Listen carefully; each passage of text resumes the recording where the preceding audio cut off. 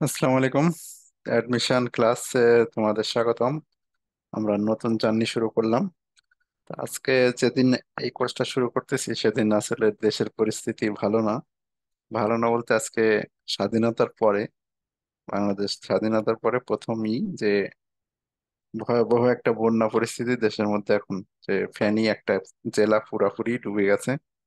আর ওপাশে লক্ষ্মীপুর, নোয়াখালী, খাগড়াছড়ি, পার্বত্য চট্টগ্রাম, চট্টগ্রামের অনেক অনেক জায়গা ডুবে আছে।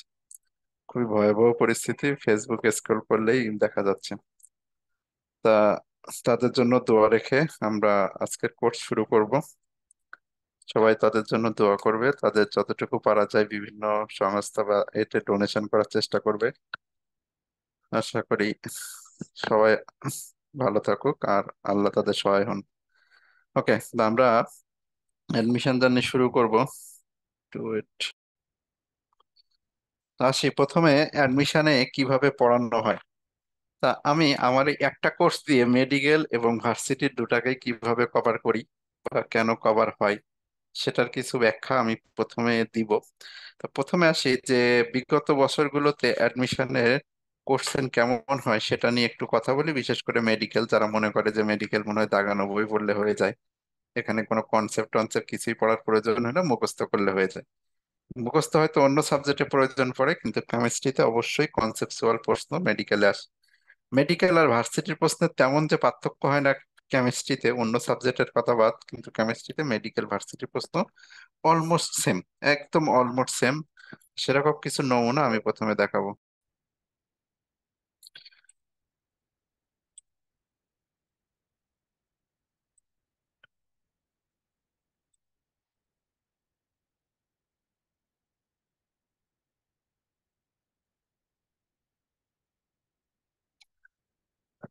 আমাদের সামনে দেখো একটা বিগত বছর মেডিকেলের প্রশ্ন, ভার্সিটির প্রশ্ন কেমন আসছে সেই অনুযায়ী আমি কিছু কথা বলবো এখানে। তো প্রথমে আসি যে মেডিকেলের প্রশ্ন, তুমি যেখানে কোচিং করবা সেই কোচিং তোমাকে অনেক ভুং ভাং কথা বলবে যে দাগানো বইটা পড়লেই হয়ে যাবে, দাগানো বই মুখস্থ করলেই এনাফ, বই রিডিং পড়লেই এনাফ। সেরকম কিছু না, মেডিকেলের প্রশ্ন কিন্তু ওরকম ভাবে আসে না। মুখস্থ প্রশ্ন কয়টা আসছে সেটার একটা প্রমাণ তুমি এখন দেখতে পাবে। তা প্রথমে দেখো, কোন মৌলটির আয়নীকরণ শক্তি বেশি, কনসেপচুয়াল প্রশ্ন। মুখস্থ প্রশ্ন কয়টা আসে তুমি একটু খেয়াল করো, মুখস্থ করছেন একটা বা আসেই না এরকম। 2 নম্বর, গ্যাসীয় অবস্থায় একমোল পরমাণুর ইলেকট্রন আসক্তি সংজ্ঞা। তো এটাও একটা কনসেপচুয়াল প্রশ্ন। 3 নম্বর প্রশ্ন, বাফার দ্রবণের এক্সাম্পল, কনসেপচুয়াল প্রশ্ন। বুয়েটের ক্ষুদ্র দাগের, এটা বলতে পারো যে একটা মুখস্থ প্রশ্ন, তবে এটা ভার্সিটিতেও আসে, মেডিকেলেও আসে। এই ভার্সিটিতে লাস্ট আসছিল ঢাকা ভার্সিটি, তোমার এই 19-20 সালের দিকে এটা, এই বুয়েটের এই প্রশ্ন ঢাকা ভার্সিটির ছিল যে বুয়েটের ক্ষুদ্রতম দাগের মান কত। তো এই ঢাকা ভার্সিটির প্রশ্ন থেকে কিন্তু এটা রিপিট। এরপরে আছে, আচ্ছা রেজাল্টের বিষয় পরে, একটু পরে বলি। ওকে, এরপরে দেখো 5 নম্বর প্রশ্ন, এই যে শিক্ষা পরীক্ষা, শিক্ষা পরীক্ষা এটাও কনসেপচুয়াল প্রশ্ন, মুখস্থ প্রশ্ন যাই বলো না কেন ভার্সিটিতেই আসে, আমি পড়াই শিক্ষা পরীক্ষা। আচ্ছা, এরপরে দেখো এই যে 50 এমএল একটা ম্যাথ আসছে। মেডিকেলে যখন কোচিং করতে যাবা তারা তোমাদের কোনো ম্যাথই করাবে না, বলবে কি যে মেডিকেলে ম্যাথ আসে না, কিন্তু মেডিকেলে কয়টা ম্যাথ আসে সেটা একটু প্রমাণ এখন দেখতে পাবে। আচ্ছা, এরপরে দেখো পটাশিয়াম পায়ের অ্যান্টিমনের দ্বারা কোন আয়ন, আয়ন শনাক্তকরণ শিক্ষা পরীক্ষা থেকে 2টা প্রশ্ন দিছে। দেখো, বরফ গঠনে একটি অক্সিজেন পরমাণুতে কয়টি হাইড্রোজেন বন্ধন থাকে, কনসেপচুয়াল প্রশ্ন। এখন পর্যন্ত কিন্তু একটা শুধুমাত্র মুখস্থ প্রশ্ন আসে, বাকি সব দেখো ভার্সিটি টাইপের মতোই কনসেপচুয়াল প্রশ্নই আসে। আচ্ছা, পরেরটা দেখো ম্যাথ।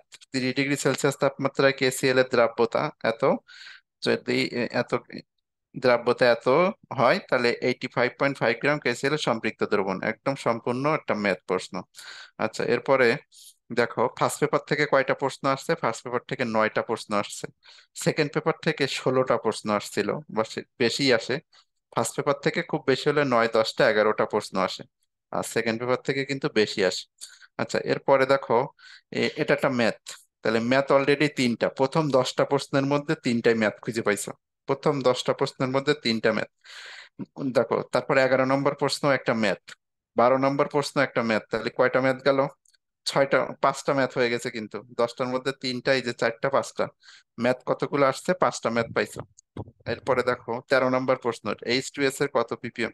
একটা মুখস্থ প্রশ্ন বলতে পারো, এই যে মেডিকেল বলতে যদি এটা বলে যে হ্যাঁ মেডিকেলে মুখস্থ প্রশ্ন আছে, এই 13 নম্বরটা কোনো কনসেপচুয়াল টুয়াল কিছুই না, একদম মুখস্থ টাইপের একটা প্রশ্ন। যদি বলো যে কোচিং এর ভাইয়েরা বা বিভিন্ন কোচিং যেটা তোমাদের গল্প দেয়, সেটা হলো এই প্রশ্ন।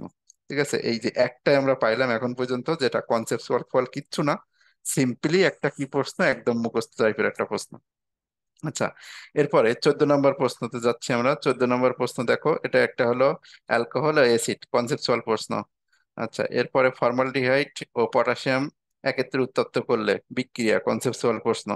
আচ্ছা, এটা হলো এই যে বিক্রিয়া, ফর্মালডিহাইড আর পটাশিয়াম হাইড্রোক্সাইডের বিক্রিয়া করলে ওটা ওই যে ক্যানিজারো বিক্রিয়া। এরপরে দেখো, বজ্রপাতের সময় বায়ুমণ্ডলে কোন গ্যাস, কনসেপচুয়াল প্রশ্ন। এটা হলো অ্যাসিড বৃষ্টি থেকে দিছে। এরপরে নিচের কোনটি আলোক সক্রিয়, কনসেপচুয়াল প্রশ্ন। কোন গ্যাস দ্বয়ের ব্যাপন হ্রাস সমান, কনসেপচুয়াল প্রশ্ন। কোনো ম্যাথ না, দেখো। আচ্ছা, এই যে 6 নম্বর ম্যাথ, ম্যাথ অলরেডি কিন্তু আগে পাঁচটা হয়েছে, এই যে 19 নম্বরে দেখো 6 নম্বর ম্যাথ আছে। এটাও যদিও এক লাইনের ম্যাথ, 22.2.4, যেহেতু এটাও একটা ম্যাথ। আচ্ছা, তারপর 20 নম্বর হলো হাইড্রোজেন ফুয়েল সেলে অ্যানোড ক্যাথোড গ্রাফাইটের, এটাও কনসেপচুয়ালের মধ্যেই, কারণ আমি হাইড্রোজেন ফুয়েল সেলের গঠন এঁকে দেখাই। আচ্ছা, 21 নম্বর প্রশ্ন, কোন জৈব যৌগে হাইড্রোজেন অ্যাটম নাই। এটা হলো একটা সংকেত থেকে, এই সংকেতটা যদি তোমার জানা থাকে তাহলে তুমি অবশ্যই পারবা। আর 22 নম্বর প্রশ্ন হলো ইথাইল আয়োডাইড ও পটাশিয়াম হাইড্রোক্সাইডের বিক্রিয়ায় কোনটি উৎপন্ন হয়। এটাও একটা বিক্রিয়া, কনসেপচুয়াল প্রশ্ন। তীব্র অ্যাসিড মৃদু ক্ষারে টাইটেশন, কনসেপচুয়াল। কোনটি যোজনীয় জারণ মান উভয় শূন্য, এই যে নিষ্ক্রিয় গ্যাসের। আর কোন যৌগটি জলীয় NOH এর সাথে বিক্রিয়া করে না, এটা একটা ঢাকা ভার্সিটির বিগত বছরের প্রশ্ন। তাহলে এই গেল যে টোটাল আমাদের যতগুলো প্রশ্ন আমরা পাইছি, 25টা প্রশ্নের মধ্যে একটা মাত্র পিওর মুখস্থ প্রশ্ন পাইছো। বিগত বছর মানে গত বছরের প্রশ্নের মধ্যে মাত্র 13 নম্বর প্রশ্নটা হলো তোমার পিওর মুখস্থ টাইপের প্রশ্ন, বাকি 24টা প্রশ্নই মোটামুটি কনসেপচুয়ালের মধ্যেই ধরা যায়। আচ্ছা, এর মধ্যে থেকে কয়টা ম্যাথ প্রশ্ন পাইছি সেটা আমি আরো একবার গুণে দেখাই, তোমাদের ম্যাথ মোটেও করাবে না, কিন্তু এটা খুবই খুবই একটা বাজে সিচুয়েশন হবে যদি তুমি ম্যাথ না করো। ম্যাথ কয়টা দেখো, ম্যাথ কয়টা আসছে আবার একটু গুনে গুনে দেখাই আমি 1 নম্বর থেকে।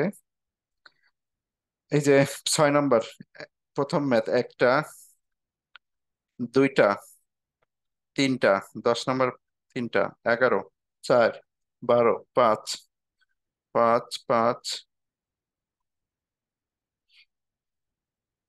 5, এরপরে যাও 6, 6, 6টা। তাহলে গত বছরে মেডিকেলে ম্যাথ আসছিল হলো 6টা, এর আগের বছর ছিল 7টা। তাহলে মেডিকেলে যদি বলে তোমার কোনো ভাই যে ম্যাথ আসবে না বা ম্যাথ করা লাগে না, তাহলে সাথে সাথেই এই কথা এক কান দিয়ে ঢুকাবো আর এক কান দিয়ে বের করে দিবা। মেডিকেলে মিনিমাম 6 থেকে 7টা ম্যাথ থাকবে, 25টা MCQ বা 24টা MCQ দেওয়ার কথা, কিন্তু গত বছর 25টা দিছিল, সেই 25টার মধ্যে মিনিমাম 5 থেকে 7টা ম্যাথ তোমার অবশ্যই অবশ্যই থাকবে। বরঞ্চ ঢাকা ভার্সিটিতে 15টা MCQ এর মধ্যে 2টা ম্যাথ আসে। তা আমরা দেখতে পাইছি যে ম্যাথ গুলো কিভাবে করব না করব, এই ম্যাথ গুলো খুবই সিলি ম্যাথ। আমার এই কোর্সে যদি দেখো, তোমার ম্যাথটা সহ করাবো। আর কিভাবে পড়ানো হবে আমি একটু পরে দেখাচ্ছি। তাহলে প্রশ্ন অ্যানালাইসিস দেখলাম আমরা, মেডিকেল ভর্তি পরীক্ষা 23-24 সালে একটা মাত্র মুখস্থ প্রশ্ন, বাকি সবগুলোই কনসেপচুয়াল, মানে বাকি 24টা কনসেপচুয়ালের মধ্যেই পড়ে, বা আমি পড়াই যেটার মধ্যে সেই টাইপের মধ্যে পড়ে। ওকে, এরপরে আমরা চলে যাচ্ছি একটু একটু ওকে। এখন তোমার কথা হতে পারে যে মেডিকেল তাহলে মনে হয় 23 সালের, এই 24 সাল যেটা কত বছরটা, যে 24 সালের প্রশ্ন মনে হয় এরকম হয়েছে, কনসেপচুয়াল প্রশ্ন দিছে, অন্য বছর এরকম হয় না। আমি তার আগের বছরের প্রশ্ন কিছু দেখাই। 23 সালের প্রশ্ন, এটা মেডিকেল ভর্তি পরীক্ষা 2023, আমরা এর আগেরটা দেখছি 24, এটা হলো 23। তো এখানে দেখো কয়টা এরকম প্রশ্ন আসে, কিরকম কনসেপচুয়াল প্রশ্ন বা মুখস্থ প্রশ্ন। প্রথমত সেমি মাইক্রো পদ্ধতিতে H2S গ্যাসের উৎস কি, কনসেপচুয়াল একটা বিক্রিয়া। কনসেপচুয়াল প্রশ্ন, এটা কিন্তু মুখস্থ না, বিক্রিয়া দিয়েই তৈরি করতে হয়। এটা আমরা ক্লাসে দেখাই, মানে পড়াই আমি। এরপরে STP তে 1 মোল SO2 গ্যাসের আয়তন কত, 22.4 লিটার, এটা সিম্পল, সবাই পারবে। এরপরে যাও, এরপরে দেখো কোন যৌগের নাইট্রাইল, নাইট্রাইল একটা সংকেত। এই যে সিএন, এটাও কনসেপচুয়াল, এটাও মুখস্থ না। আচ্ছা, এরপরে যদি যাও 34 নম্বর প্রশ্ন, পিওর যদি মুখস্থ বলতে চাও একটা বলতে পারো যে একটা মুখস্থ প্রশ্ন দিছে, তবে ভেতরের মুখস্থ। আচ্ছা, এরপরে আছে নিচের কোনটি ক্লোরাইড ইমালশন। ইমালশন নয়, এটা হলো একটা চার্ট আছে, এটা একটা মুখস্থ প্রশ্ন। তাহলে দেখো এর আগের বছর দুইটা মুখস্থ আমরা পাইলাম। আচ্ছা, এরপরে চলে যাচ্ছি, কোন প্রক্রিয়ায় দুধ থেকে ছানা হয়, এটা সবাই পারবে, কোয়াগুলেশন প্রক্রিয়া, এটা পড়ানো হয়। এটা সবাই পারে, মেডিকেল বলো ভার্সিটি বলো, সবাই এই প্রশ্নের অ্যান্সার দিতে পারবে, কারণ এই চ্যাপ্টার পড়লে এটা খুবই সিম্পল একটা প্রশ্ন এই চ্যাপ্টারের জন্য। ওটা আমরা মুখস্থের মধ্যে ধরবো না, কারণ এটা সবাই পারে, একটা সংজ্ঞা। 36 নম্বর প্রশ্ন, 37 নম্বর প্রশ্ন, জারক বিজারক, কনসেপচুয়াল প্রশ্ন, পিওর ভার্সিটি থেকে এর আগে রিপিট হয়েছে। আচ্ছা, 37 38-এ যাও, হাইড্রোজেন ফুয়েল সেলের ইএমএফ। হাইড্রোজেন ফুয়েল সেলের অ্যানোড ক্যাথোডে কি ব্যবহৃত হয়, আর তার আগের বছর দেখো দিছে হাইড্রোজেন ফুয়েল সেলের ইএমএফ কত, 1.23। তা ওই হাইড্রোজেন ফুয়েল সেলের গঠন সহ ডিটেলসে আমি বুঝাই, সুতরাং এই প্রশ্ন কেউ ভুল করে না। হাইড্রোজেন ফুয়েল সেলে অ্যানোড কি থাকে, ক্যাথোডে কি থাকে, তড়িৎ বিশ্লেষ্য রূপে কি থাকে, এর অ্যানোড বিক্রিয়া কি, ক্যাথোড বিক্রিয়া কি, দ্রবণে কি নিয়ে গঠিত, আমি ডিটেলস একবার ভেঙে ভেঙে দেখাই, সুতরাং এটাও মুখস্থ বলা যায় না। আচ্ছা, এরপরে আসো ক্রোমিক অ্যাসিড। ক্রোমিক অ্যাসিড হলো এক ধরনের জারক, তো জারণ প্রক্রিয়ার মাধ্যমে সে করে, এটা একটা কনসেপচুয়াল প্রশ্ন, মুখস্থ না। অপতিসম অ্যালকিন, উপতিসম অ্যালকিন, এটা হলো কোথা থেকে আসছে, ওই যে মার্কোনিকম নীতি থেকে আসছে। 41 নম্বর প্রশ্ন, কোন যৌগে অ্যালডাল ঘনীভবন বিক্রিয়া দেবে, কনসেপচুয়াল প্রশ্ন, আমি তোমাদের একটা চার্ট পড়াই, যে কে দিবে কে বিক্রিয়া দিবে না। আচ্ছা, কারেন্সি নোটে কি থাকে, ফসফর থাকে, এটা মুখস্থ যদিও বলো কিন্তু সবাই পারবে, কারণ এই জিনিস আমি পড়াই। ঠিক আছে, যে ফসফর কিভাবে আলোক নির্গত করে। আচ্ছা, এটা একটা ম্যাথ। সময়ায়নের দেখো, সময়ায়তনের এই এত এত এত 0.1 এম এন হয়েছে, 0.1 M H two S over, মিশ্রণের প্রকৃতি কি হবে, একটা ম্যাথ। আচ্ছা, পর্যায় সারণীতে একটা মৌলের অবস্থান, আমি চ্যাপ্টার 5 যদি চ্যাপ্টার 3 যদি পড়াই, তখন আমি পর্যায় সারণীতে মৌলের অবস্থান শিখাই। কিছুদিন আগে যদি ক্লাস করে থাকো তারা জানো যে মৌলের অবস্থান কিভাবে নির্ণয় করতে হয়, গ্রুপ জানা থাকলে বলে দেওয়া যায়। কনসেপচুয়াল প্রশ্ন। 44 নম্বর। 45 নম্বর, অম্ল মাটির পিএইচ বাড়াতে কমাতে, এটাও আমি পড়াই, এটা কনসেপচুয়াল। তড়িৎ চুম্বকীয় বিকিরণের তরঙ্গ দৈর্ঘ্য কোনটার বেশি কম, পড়াই। আচ্ছা, এরপরে আসে আহ বিক্রিয়ার হারের একক, পড়াই, বিক্রিয়ার হার একক কিভাবে নির্ণয় করতে হয়। আচ্ছা, এটা কনসেপচুয়াল, কিন্তু কিটো ইনাল সমানুতা বা টটোমারিজম, এটাও পড়াই, এটাও কনসেপচুয়াল প্রশ্ন। আচ্ছা, 49 নম্বর একটা ম্যাথ, দেখছো 49 নম্বর একটা পিওর ম্যাথ। এরপরে আসি 50, 50 কই, 50, 50 বেনজিন কার্বন কার্বন দৈর্ঘ্য, যদি বলো যে এটা মুখস্থ, হয় তবে আমি এটা অবশ্যই লিখে দিই, অ্যালকিন অ্যালকিন অ্যালকাইনের এই কার্বন কার্বন বন্ধনের দূরত্ব আমি ক্লাসে লিখে দিই। আচ্ছা, 51 নম্বর হলো একটা অক্সিডেশন নাম্বার, ওই যে ইয়ে বের করতে হয়, এটা কনসেপচুয়াল প্রশ্ন। 52 নম্বর, অসম্পৃক্ত জৈব যৌগ শনাক্ত করতে, এটা একটা বিকারক, কনসেপচুয়াল প্রশ্ন, মুখস্থ না। পাকস্থলীর পাচক হ্রাস, ম্যাথ। আচ্ছা, এই হলো। 54 নম্বর হলো একটা বিক্রিয়া, এটা একটা কনসেপচুয়াল প্রশ্ন। 55 কই, 55, 55 হলো একটা সিওএনএইচ, এটা হলো ইয়ে পেপটাইড বন্ধন, কনসেপচুয়াল। তাহলে এই গেল হলো তোমার এর আগের বছরের। তাহলে এখানে তুমি আমাকে বলো যে কয়টা মুখস্থ প্রশ্ন আসে, সবটাই দেখো কনসেপচুয়ালের মতোই, দুইটা বা তিনটা মাত্র মুখস্থ প্রশ্ন থাকে, তবে যেগুলো মুখস্থ প্রশ্ন সেগুলোও খুব ইজি টাইপের। তো এই হলো কথা, যে যদি তোমাকে বলা হয় যে মেডিকেলে সম্পূর্ণই মুখস্থ, তাইলে কিন্তু ভুল করবা। আমি টাইপ আকারে যা পড়াবো সেই টাইপের মধ্যেই থাকবে। আর এখানে কয়টা ম্যাথ আছে দেখো, এখানে ম্যাথ 4টা মনে হয় আসছিল, গত বছর ছিল 6টা, তার আগের বছর ছিল 4টা, যতদূর মনে পড়ে। আচ্ছা, এই যে 43 নম্বর ম্যাথ, আর ম্যাথ কই, 49 নম্বর ম্যাথ, 43, 49, 53 নম্বর ম্যাথ, তিনটা।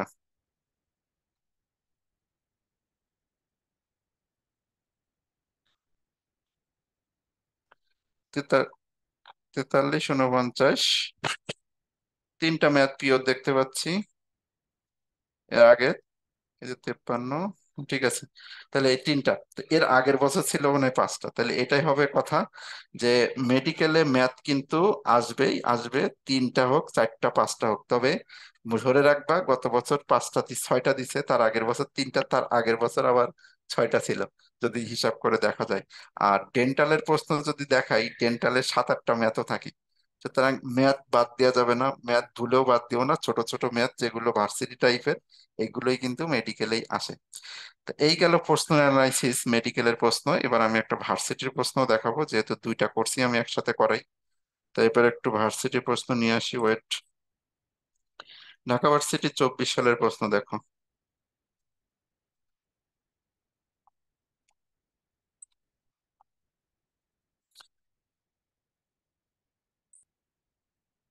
ভার্সিটির প্রশ্ন দেখো, প্রথমটা, এই যে ওকে জারণ মান নির্ণয় করো।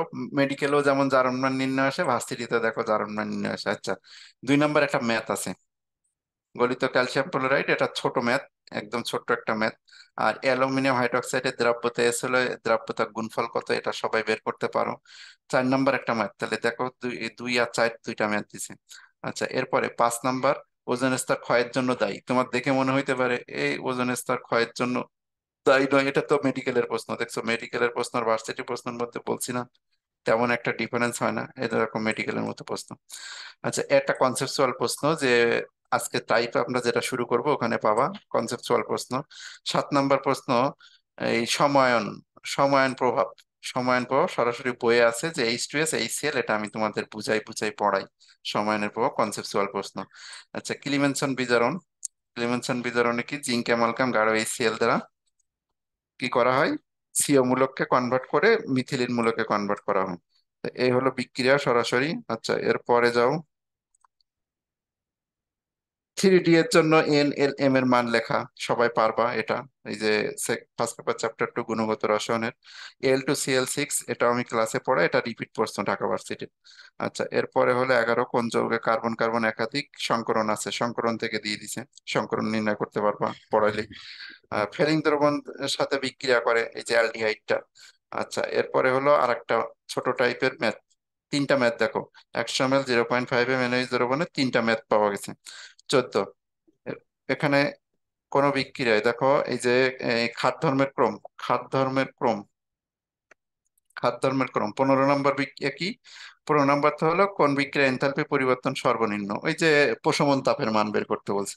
তাহলে 15টা এমসিকিউ এর মধ্যে কোনোটাই মুখস্থ টাইপ নাই, মুখস্থ টাইপ না থেকে 3টা ম্যাথ, 12টা কনসেপচুয়াল। তাহলে এই গেল হলো ঢাকা ভার্সিটির প্রশ্ন।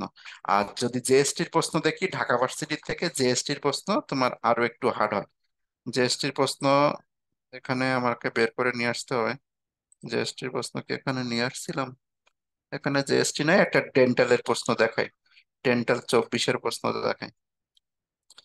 ডেন্টাল 24-এ দেখো, এই যে প্রথম, একটু জুম করি, মানে সব প্রশ্ন দেখাচ্ছি যে মোরাললেস সব প্রশ্নই কিন্তু একই রকম, বুঝছো? মানে কেমিস্ট্রি প্রশ্ন, মেডিকেল বলো, ভার্সিটি বলো, সেম টু সেম প্রশ্ন হয়, এটা আমি বোঝানোর চেষ্টা করতেছি। আমাদের প্রশ্নগুলো একটু দেখাই দিই। প্রশ্ন দেখানোর পরে এই শেষ করব। প্রথমে দেখো, অ্যালডিহাইড আর কিটোনের পার্থক্য করতে বলছে, এটা একটা ঢাকা ভার্সিটির বিগত বছরের প্রশ্ন রিপিট। এটা অ্যালডিহাইড আছে, এটা কিটোন আছে, তো অ্যালডিহাইড কিটোন পার্থক্য করা যায় ফেলিং দ্রবণ দিয়ে, কনসেপচুয়াল প্রশ্ন। দুটি দ্রবণ, এটা একটা সরাসরি ইয়ে প্রশ্ন, মানে সংজ্ঞা টাইপের প্রশ্ন, দ্রাবক নিষ্কাশনের সংজ্ঞা থেকে দিয়ে দিছে। আচ্ছা, এরপরে যাও, এনটিভিতে 1 লিটার, এটা একটা ম্যাথ। আচ্ছা, এরপরে 53-র পরে 54, 54 নম্বর, এটা একটা মুখস্থ প্রশ্ন, তবে সবাই পারে, ন্যানো কণার আকার 1 থেকে 100 ন্যানোমিটার, এটা খুবই কমন একটা প্রশ্ন। প্রাকৃতিক গ্যাসে ইথেনের শতকরা পরিমাণ, এইটা বলতে পারো পিওর একটা মুখস্থ প্রশ্ন দিচ্ছে, মানে যদি একদম পিওর মুখস্থ প্রশ্ন হয় তাই একটা। ঠিক আছে। আহ পাইলেও পরে সেটা, পরে বলি। 56, জৈব যৌগে ওএইচ মূলক শনাক্তকরণ। ওএইচ মূলক শনাক্তকরণ, এই ওএইচ মূলক কিভাবে শনাক্ত করে সেটা হলো কনসেপচুয়াল প্রশ্ন। দেখো, মেডিকেল ভার্সিটি প্রশ্ন তেমন ডিফারেন্স নাই, আমি যেটা তোমাদের বোঝাতে চাচ্ছি। এই যে 58 নম্বর প্রশ্ন পিওর একটা ম্যাথ। 59 নম্বর প্রশ্ন বেনজিন চক্রের সক্রিয়তা বৃদ্ধি করে, ওই যে সক্রিয়তা বৃদ্ধিকারী হ্রাসকারী অর্থপ্যারা নির্দেশক থেকে দিছে।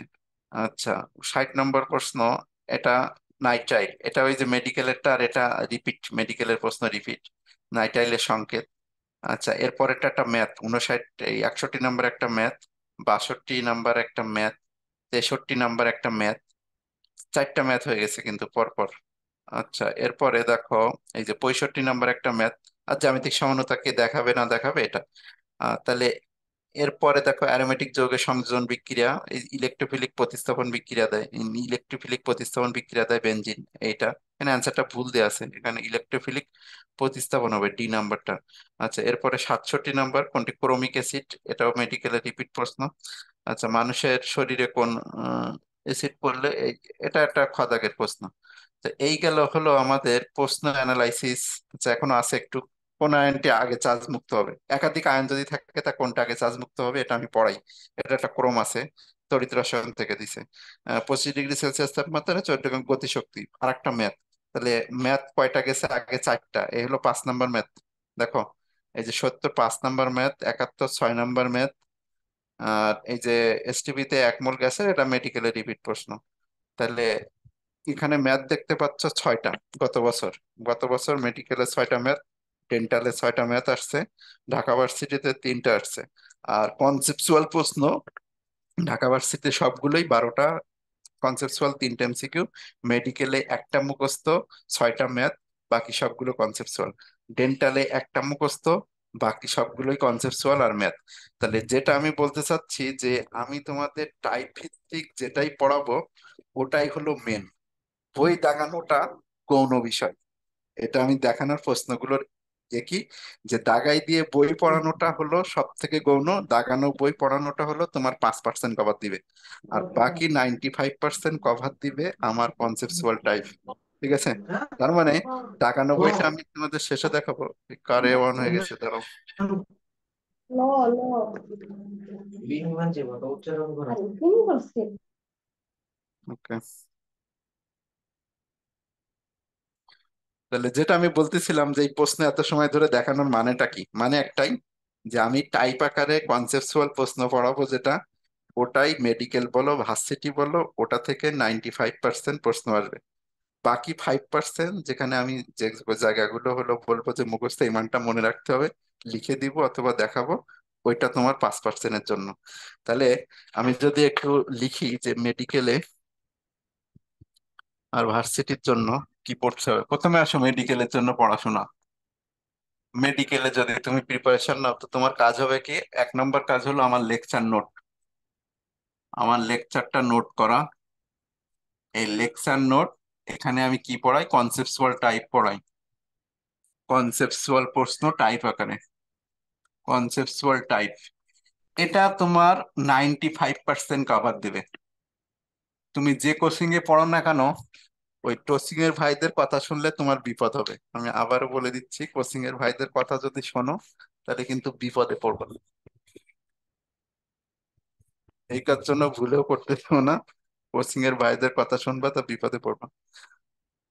ওকে, একটু wait। হুম, ঠিক আছে।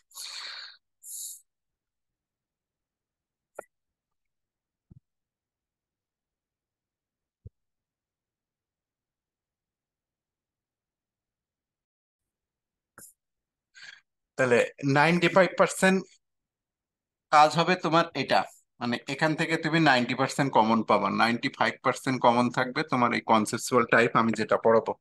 এটাই হলো তোমার মেন কাজ, টাইপ আকারে শেষ করা। আমি তোমাদের কয়েকগুলো ইয়ের নাম বলতে পারবো যারা আমার কাছ থেকে পড়ে মেডিকেলে চান্স পাইছে, ওদের ইয়ে নিবা। ওরা আমার কাছে পড়ে কখনোই এই যে কোচিং গুলোতে ক্লাস করতেই যেত না শেষের দিকে।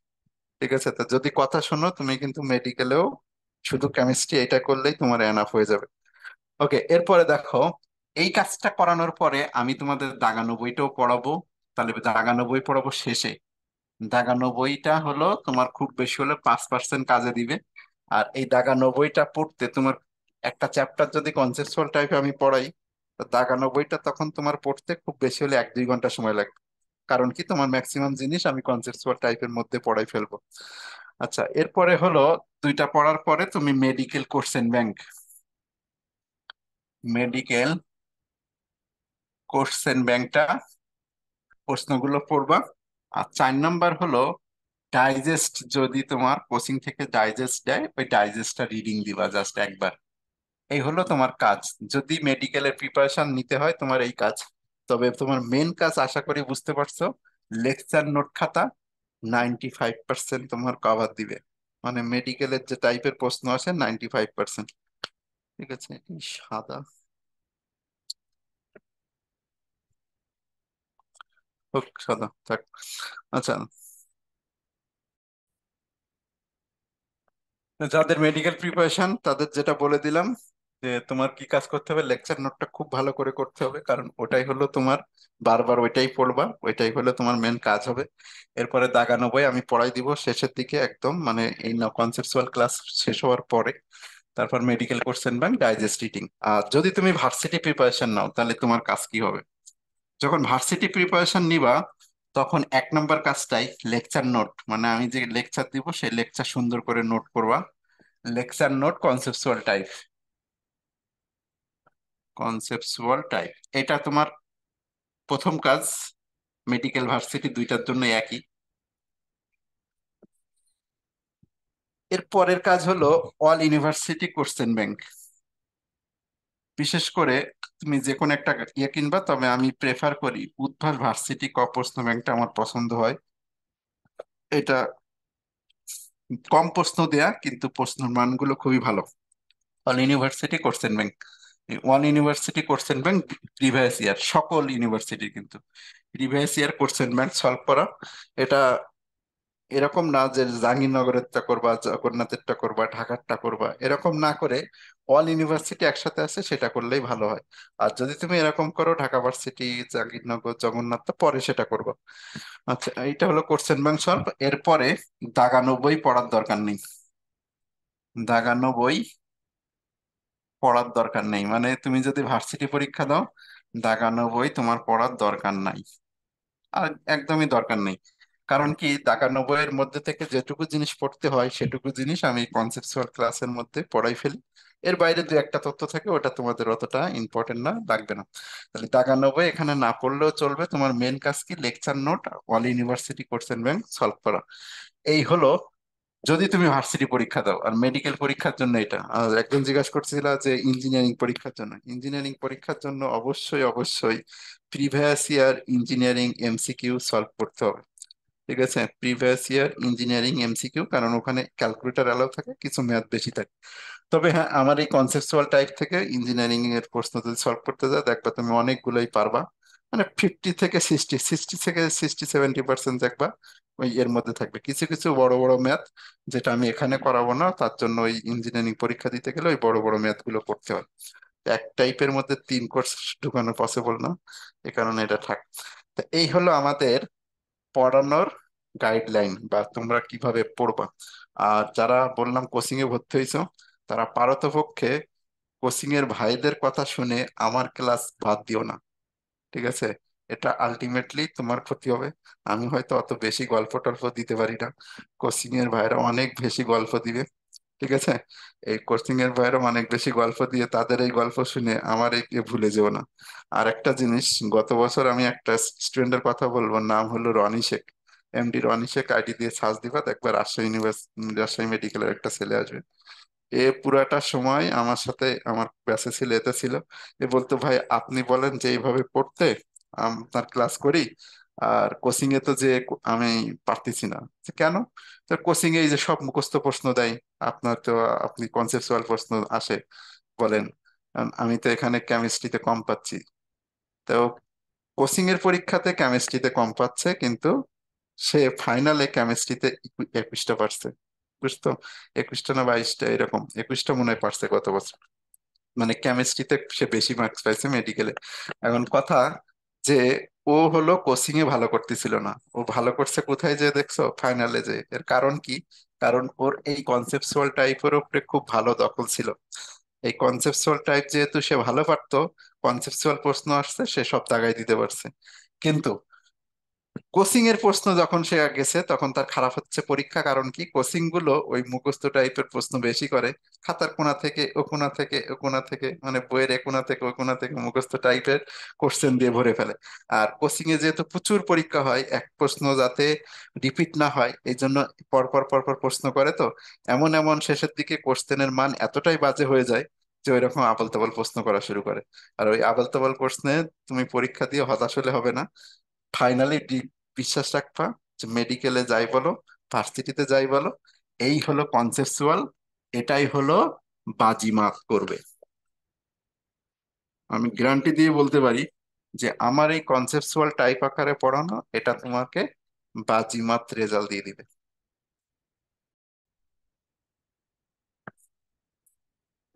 দেখো, এমনি কিন্তু কোনো সমস্যা না।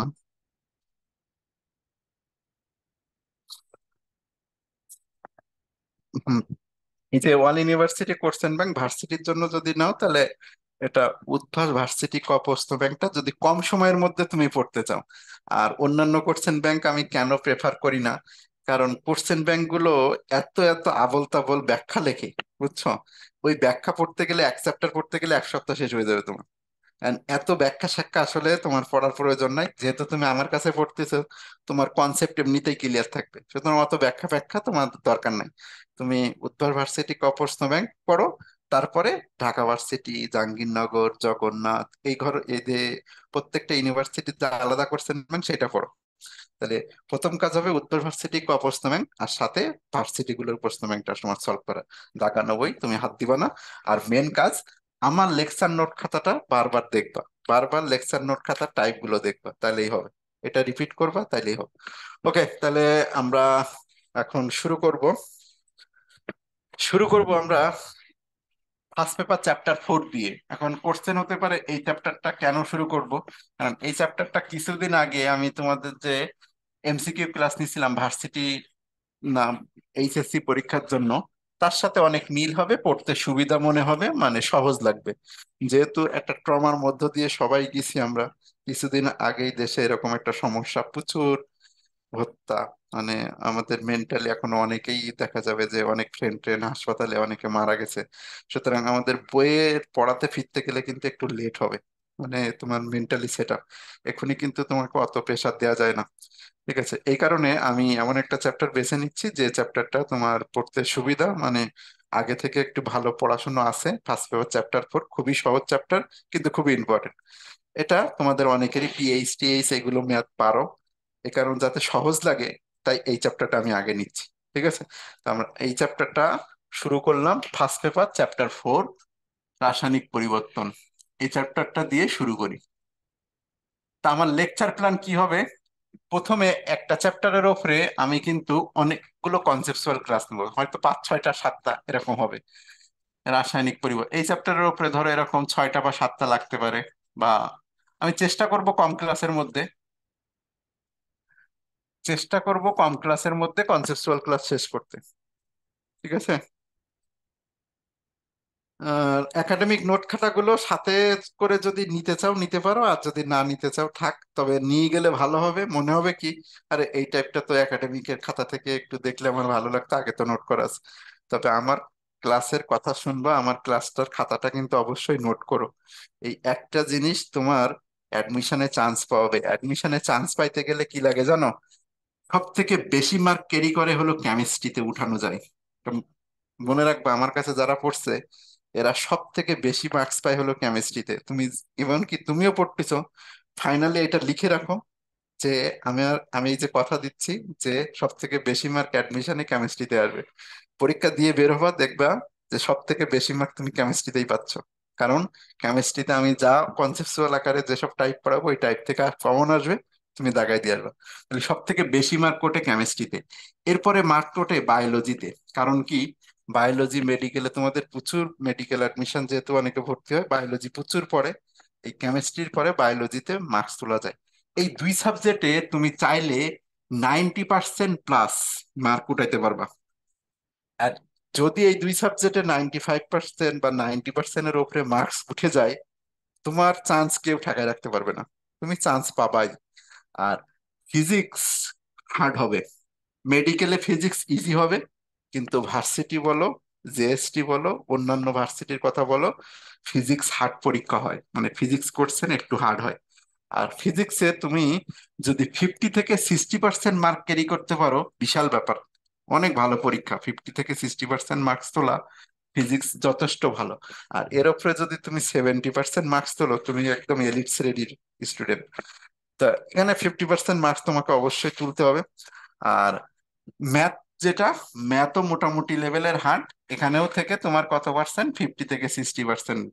মার্কস ক্যারি করতে হবে একদম। আমি কোন স্টুডেন্টের জন্য হিসাবটা দিলাম, যে তুমি হলো মোটামুটি মধ্যম ক্যাটাগরির একটা স্টুডেন্ট। তুমি যদি টপ লেভেলের স্টুডেন্ট কিন্তু আমি তোমাকে বলতেছি না, আমি বললাম কি যে তুমি মধ্যম ক্যাটাগরির একটা স্টুডেন্ট, তোমার জন্য অ্যাডমিশনে চান্স পাওয়াটা কি, যে কেমিস্ট্রি আমার কাছে পড়ার কারণে খুবই খুবই ভালো পরীক্ষা হবে। একদম কনফার্ম থাকো, আমি গ্যারান্টি দিতে পারি। যদি তুমি আমার কনসেপচুয়াল ক্লাসটা ভালো করে করো, তুমি কেমিস্ট্রি খুব ভালো পরীক্ষা দিবা ইনশাল্লাহ। একদম সবাই দিয়ে আসে আমার কাছে, যারা কেমিস্ট্রিতে করছে কেউ কেমিস্ট্রি খারাপ পরীক্ষা দেয় না। ইভেন যারা চান্স পায়নি, এরকম দুই একজনের কাছেও যদি জিজ্ঞাসা করবা যে তো সে সবচেয়ে ভালো কোনটা পরীক্ষা দিছে, দেখবা কেমিস্ট্রি ভালো পরীক্ষা দিছে। অন্য সাবজেক্ট খারাপ করার কারণে হয়তো চান্স হয় না, দুই একজন তো থাকেই যারা চান্স হয় না। এটা আচ্ছা। বায়োলজি, বায়োলজি মোটামুটি ভালো পরীক্ষা দিবা, কারণ যেহেতু মেডিকেল কোচিং করবে অনেকে, আর যারা মেডিকেল করবে না তারা যদি বায়োলজি ভালো করে পড়ো, বায়োলজি ভালো মার্কস ক্যারি করা যায়। ফিজিক্স হার্ড হয়, ম্যাথ হার্ড হয়। দুইটা সাবজেক্টে 50 থেকে 60% মার্কস তুললেই তোমার সিরিয়াল, এর এই এই কন্ডিশনেও যদি তুমি পড়ো, তোমার সিরিয়াল আমি বলে দিতে পারি যে 3-400-র মধ্যে থাকবে। মানে বিভিন্ন ভার্সিটির মধ্যে যদি থাকো, 3-400 একটু বেশি হয়ে যায়। আমি বললাম যে 1000-এর মধ্যে থাকবে, বিলো 1000। তবে এটা না, বিলো 1000 না, এরকম মার্কস তুললেও আসলে 3-400-র মধ্যে থাকা যায়। এই যে মধ্যম ক্যাটাগরির স্টুডেন্টও 3-400-র মধ্যে থাকতে পারবে যদি এই ফরম্যাটেও তুমি মার্কস পাও। ঠিক আছে, তো এই গেল কথা। আসো আমরা রাসায়নিক পরিবর্তন শুরু করি। তা রাসায়নিক পরিবর্তনের পার্ট আছে মূলত 4টা। তো 4টা পার্টের মধ্যে আমাদের শর্ট সিলেবাস, এই চ্যাপ্টারটা কিন্তু শর্ট সিলেবাস লং সিলেবাস আছে। যদিও আমি ফুল সিলেবাসই পড়াবো, তবে শর্ট সিলেবাসের যে দুইটা টাইপ বেশি, মানে যে দুইটা পার্ট বেশি ইম্পর্টেন্ট বা যে দুইটা ছিল, সেই দুইটা আগে পড়াবো, তারপর যেটা বাইরে সে দুটাও দেখাবো। তো প্রথমে এই চ্যাপ্টারে আমরা পড়বো অম্লক্ষার সাম্যাবস্থা, পিএইচ, বাফার। তোমার কথা হতে পারে কেপিকেসি কখন, কেপিকেসি পরে পড়াই। অম্লক্ষার সাম্যাবস্থা, পিএইচ, বাফার। আর এর পরের পার্টটা হলো পার্ট 1, এটা এটা 2 দাও। পার্ট 2টা হলো রাসায়নিক সাম্যাবস্থা, কেপিকেসি। রাসায়নিক সাম্যাবস্থা, ল্যাসাটেলিয়ের নীতি, কেপিকেসি। সাম্যাবস্থা, কেপিকেসি, এটা। আর আরেকটা পার্ট হলো রাসায়নিক গতিবিদ্যা। এটা তোমাদের সিলেবাসে ছিল না কখনোই। এখান থেকে আমাদের কি পড়তে হয়? এখান থেকে পড়তে হয় ওই যে বিক্রিয়ার ক্রম গুলো, প্রথম ক্রম বিক্রিয়া, দ্বিতীয় ক্রম বিক্রিয়া, ওই যে হলো বিক্রিয়ার ক্রম। ঠিক আছে, এগুলো একটু দেখাবো এটা শেষে। আর শেষে একটা আছে হলো পার্ট 4, তাপ রসায়ন। এটা অল্প একটু দেখালে হবে। তাপ রসায়ন থেকে অল্প কিছু দেখালেই শেষ। এই দুইটা পার্ট কিন্তু ছোট, যথেষ্ট ছোট। ঠিক আছে, তো এই হলো এই চ্যাপ্টারের 4টা পার্ট। কিন্তু এইটুকু হলো আমাদের শর্ট সিলেবাসে কখনোই ছিল না, শর্ট সিলেবাসের বাইরে ছিল। যদিও শর্ট সিলেবাসে ছিল না, আমরা ফুল সিলেবাসই পড়াই। আর এই যে অম্লক্ষার, এখানে অক্ষর লিখছি আমি, অম্লক্ষার সাম্যাবস্থা, পিএইচ, বাফার, এই পার্টটা হলো মোস্ট ইম্পর্টেন্ট। এখান থেকে বেশি প্রশ্ন আসে। তারপর রাসায়নিক সাম্যাবস্থা, কেপিকেসি, এটা থেকেও যথেষ্ট ভালো প্রশ্ন আসে। এই দুইটা হলো আমাদের এইচএসসি তে ছিল শর্ট সিলেবাসে। আর লং সিলেবাসে এটুকু জিনিসও আছে, তাই এটুকু জিনিসও আমরা শেষের দিকে দেখাবো। তো প্রথমে আমি শুরু করব হলো অম্লক্ষার সাম্যাবস্থা। কন্টেন্ট যেমন একাডেমিক পড়ানোর সময় লিখতাম, এইচএসসি তেও টাইপ আকারে কন্টেন্ট টাইপ আছে। এই কন্টেন্ট টাইপটাই হলো কনসেপচুয়াল টাইপ, টাইপ 1। এই টাইপ গুলো যদি তোমার ক্লিয়ার থাকে, এর মধ্যে থেকে যে প্রশ্নই করুক তুমি দিয়ে আসতে পারবা। তো আমরা শুরু করতেছি 1 নম্বরে অম্লক্ষার সাম্যাবস্থা। এই জায়গাগুলো অনেকটাই তোমার এইচএসসির সাথে মিলে যাবে, কারণ আমি তোমাদের পড়াইছি যখন এমসিকিউ যাতে পারো, এই জন্য এগুলো পড়াইছিলাম। পানির আয়নীকরণ গুণফল। তবে নতুন খাতা তৈরি করবা, পানির আয়নীকরণ গুণফল টাইপ 2। টাইপ 2 লেখো অ্যাসিডের তীব্রতার ক্রম। অ্যাসিডের তীব্রতার ক্রম। Type 3 pH related math. এই পিএইচ এর ম্যাথ এর মধ্যেই কিন্তু আমরা কতগুলো টাইপ করব দেখো, এর মধ্যে 5-6টা টাইপ হবে। এই পিএইচ ম্যাথের 1 নম্বরে হলো ঘনমাত্রা। লিখলে লিখতে পারো ঘনমাত্রা, মানে এম অর পার্সেন্টেজ, দুইভাবেই দেয়া। ঘনমাত্রা দেওয়া পিএইচ বের করো। অনেকগুলো টাইপ করব আমরা। ক্যালকুলেটর ছাড়া দেখাবো এখন, ক্যালকুলেটর ছাড়া কিভাবে করতে হয় এগুলো। 2 নম্বরে লেখো পিএইচ দেয়া এইচ প্লাস বের করো, বা ওইচ মাইনাস বের করো। 3 নম্বরে লেখো পিএইচ এর পরিবর্তনে এইচ প্লাস আয়নের, পিএইচ এর পরিবর্তনে এইচ প্লাস আয়নের ঘনমাত্রা কত গুণ বাড়বে বা কমবে, বাড়বে বা কমবে। এগুলো কিন্তু ম্যাথ, এই ম্যাথ কিন্তু সব ভার্সিটিতে মেডিকেলে দুই জায়গাতে আসছে। সুতরাং এগুলো যেন হেলা করো না। আমার একটাই অনুরোধ, যে কোচিং যখন ক্লাস শুরু হবে, কোচিং এর ভাইরা তোমার ম্যাথ করাবে না, বলবে দাগানো বই পড়লে হবে। এই কথা এক কান্দে ঢুকাবো আর এক কান্দে বের করে দিবা। যদি এই কথাটা মনে থাকে তাহলে তুমি ভালো পরীক্ষা দিবা। যদি তাদের সাথে তাল মিলিয়ে দাগানো বই পড়ো, দাগানো বই পড়লে কিন্তু তোমার মনে থাকবে না, আমি গ্যারান্টি দিচ্ছি। কারণ তুমি দাগানো বই পড়ে পরের দিন সকালে যে পরীক্ষা দিবা, হয়তো পরীক্ষা ভালো দিতে পারবা, না হয় একটু মিডিয়াম ক্যাটাগরির বা ভালো পরীক্ষাই হতে পারে। কিন্তু 2 দিন, 3 দিন, 4 দিন, 5 দিন, 6 দিন, 7 দিন, 7 দিনে যে চিন্তা করবা, আরে চ্যাপ্টার 3 দাগানো বইতে থেকে কি পড়ছিলাম, চ্যাপ্টার 4 দাগানো বইটা থেকে কি পড়ছিলাম, মাথা ভ্যানিশ, কিচ্ছু নাই। দাগানো বই মাথার মধ্যে কিছুই থাকে না, বুঝছো? সুতরাং হুদাই আগে থেকে দাগানো বই পড়ো না। আমার চ্যাপ্টার শেষ হলে দাগানো বই পড়াই দিব, তখন বুঝতে পারবা যে কনসেপচুয়াল প্রশ্নগুলোই পড়লেই দাগানো বইটা এমনিতেই পড়া হয়ে যায়। দাগানো বইয়ের ওপরে যেন বেশি জোর দিতে যেও না, এটুকু বলার। অবশ্যই দাগানো বই পড়বা, তবে সেটার থেকে বেশি ইম্পর্টেন্ট কি, টাইপ বোঝা। এই যে টাইপ আমি লিখতেছি, এই টাইপ যদি বোঝো, তোমার 95% কাজ এখানে হয়ে যাবে। আচ্ছা, ম্যাথ কিন্তু আমাদের শেষ হয় নাই, আমরা উপরে থেকে লিখি, হ্যাঁ। এই যে 3 নম্বর, এরপরে লেখো 4 নম্বর টাইপের ম্যাথ। আমরা ম্যাথ করবো মোটামুটি 6টা টাইপ। জৈব অ্যাসিডের পিএইচ, জৈব অ্যাসিডের পিএইচ রিলেটেড ম্যাথ। 5 নম্বরে লেখো মিশ্রিত দ্রবণের পিএইচ, মিশ্রিত দ্রবণের পিএইচ রিলেটেড ম্যাথ। এটা টাইপের মধ্যে কয়েকটা করে করলেই হবে। 6 নম্বরে লেখো এইচ প্লাস আয়নের ঘনমাত্রা, আয়নের ঘনমাত্রা 10⁻⁻7 থেকে বেশি হলে পিএইচ। এটা শুধুমাত্র 1 মিনিট লাগবে বলে দিলেই অ্যান্সার, অ্যান্সার মুখস্থ এটা। বেশি হলে পিএইচ, এটার অ্যান্সার অলওয়েজ ফিক্সড, মানে জাস্ট দেখালেই হবে, 6.9 অ্যান্সার হয়, বুঝছো? এটা বললেই পারবা। তো এই হলো পিএইচ এর ম্যাথ। এটা কোন টাইপের মধ্যে, টাইপ 3 এর মধ্যে আমরা এই টাইপের ম্যাথ গুলো করব। এরপরে আসো টাইপ 4-এ চলে যাই আমরা। টাইপ 4টা হলো অসওয়াল্ডের লঘুকরণ সূত্র রিলেটেড। Of,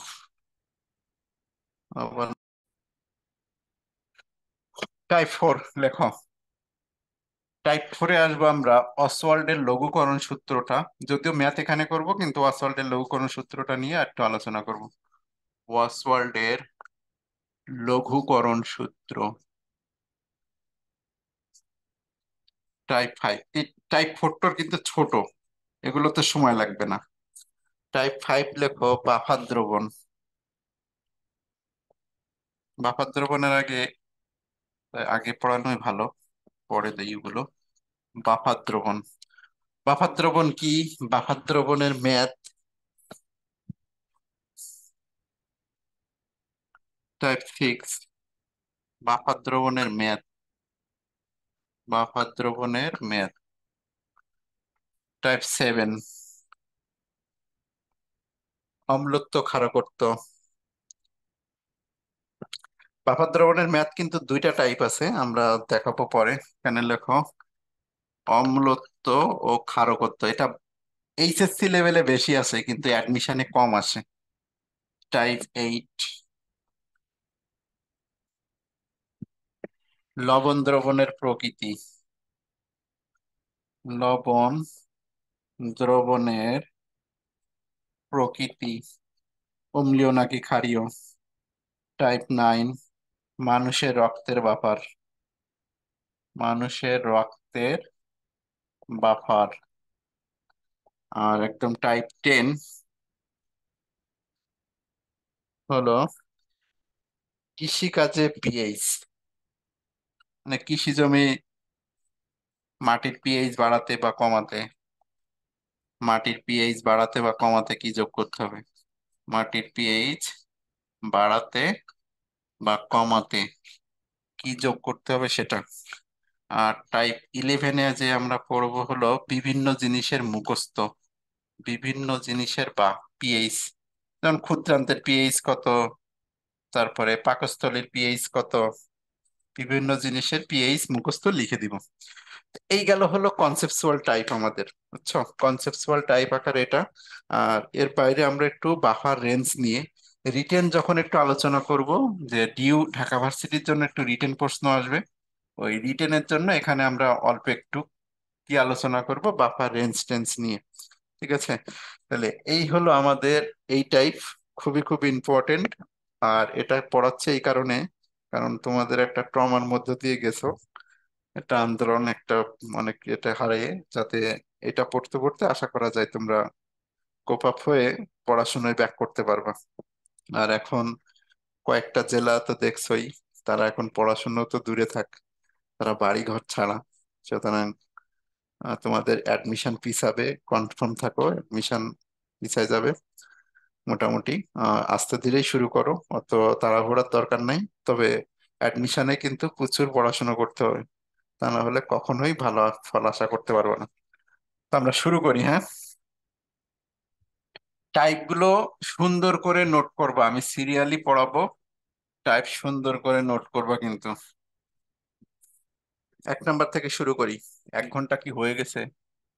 okay, 1 number. আমরা 1 নাম্বারের একটা টাইপ অন্তত পড়াই, দেখো। 1 নাম্বার হলো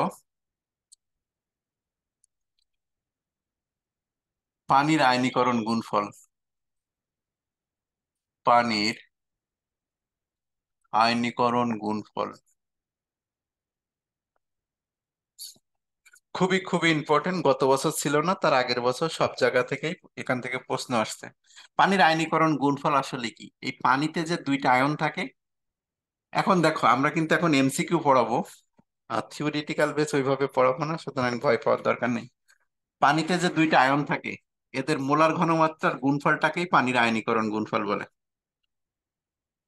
এই যে পানিতে যে দুইটা আয়ন আছে, এই দুইটা আয়নের যদি আমরা গুণ দিই, এইচ প্লাস আয়ন আর ওইচ আয়ন, এটা গুণ দিলেই পানির আয়নীকরণ গুণফল এটা।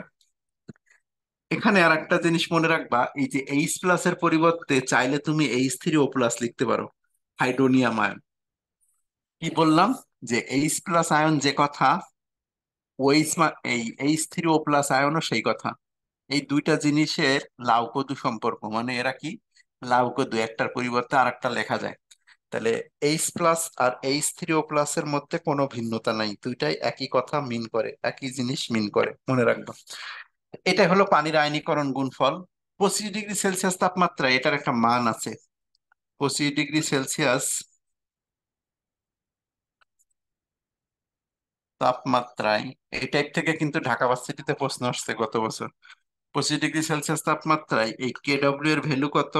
1 × 10⁻⁴। এখানে লেখো প্রথমত একক বিহীন, এর কোনো একক নাই, তবে একক আছে। এপাশে লেখো একক আছে। একক যদি ব্যবহার করি তাহলে কি করব? বেসিক্যালি যেহেতু একটা ধ্রুবক, সেহেতু এর একক নাই, কিন্তু চাইলে একক লেখা যায়, সেটা একটু পরে লিখি। তাহলে কেডব্লিউ এর মানটা 1 × 10⁻⁴ হওয়ার কারণ কি? এই যে H+ আর OH- 25 ডিগ্রি সেলসিয়াস তাপমাত্রায় পানিতে H+ আয়নের ঘনমাত্রা কত? 10⁻⁷ মোল পার লিটার। ঠিক আছে? আর পানিতে OH আয়নের ঘনমাত্রা কত? 10⁻⁷ মোল পার লিটার। এবার আমরা একটু স্মার্ট এককের দিকে যাব। মোল পার লিটার, মোল পার লিটার। এখন এই দেখো, এই কেডব্লিউর এই দুইটার যেহেতু গুণফল, এইচ প্লাস আর ওএইচ মাইনাসের গুণফল, তো এই দুইটা মান যদি আমরা এখানে বসাই, তাহলে কে ডাব্লিউর একটাও একক আমরা এখানে পাবো। কিভাবে দেখো, এই যে কে ডাব্লিউর ভ্যালুগুলো যদি আমরা এখানে বসাই, কোথায় বসাবো, এখান থেকে একটু বসাই দেখাই, বা এখানে একটু বসাই দেখাই, তাহলে কে ডাব্লিউটা কেন 10^14 আসে, এইচ প্লাসের জায়গায় কত বসাই, 10^-7 বসাই মোল পার লিটার। আর ওএইচ এর জায়গায় আমরা কি লিখবো, 10^-7 মোল পার লিটার লিখবো। তাহলে দুইটা যদি একসাথে গুণ করি, 10^-14 মোল স্কোয়ার পার লিটার স্কোয়ার, তাহলে কিন্তু আমরা কে ডাব্লিউ এর একক পাইছি। তা কেউ যদি একক দিতে চায়, তবে সে দিতে পারবে কি, মোল স্কোয়ার পার লিটার স্কোয়ার। কখন একক ব্যবহার করব, কখন একক ব্যবহার করব না, সে সম্পর্কে আমরা এমসিকিউ একটু পরে দেখাচ্ছি। তাহলে আসলে কে ডাব্লিউ এর একক নাই, তবে চাইলে একক লেখা যায়। এবার আসা যাক, এই এইচ প্লাস আয়নের যে মান আমরা লিখছিলাম, এর আরো একটা স্মার্ট একক আছে। সেই স্মার্ট এককটা কি? স্মার্ট এককটা বলতে একটু আলোচনা করি যে স্মার্ট একক কি। যেহেতু এই এইচ প্লাস একটা আয়ন, এই এইচ প্লাস যেহেতু একটা আয়ন, এই এইচ প্লাস আয়ন হওয়ার কারণে ইন্টারন্যাশনালি এই 10^-7 মোল পার না লিখে এই মোলের পরিবর্তে গ্রাম আয়ন লিখতে বলে, গ্রাম আয়ন পার লিটার। মানে মোলের পরিবর্তে আমরা কি লিখছি, গ্রাম আয়ন লিখছি। তুমি যদি গ্রাম আয়ন লেখো তবুও হবে, মোলের পরিবর্তে গ্রাম আয়ন লিখতে পারবা। তাহলে এই জায়গাটায় এই মোল পার লিটার, বা আমরা আরো একটা একক ব্যবহার করতে পারি, সেটা হলো গ্রাম আয়ন পার লিটার।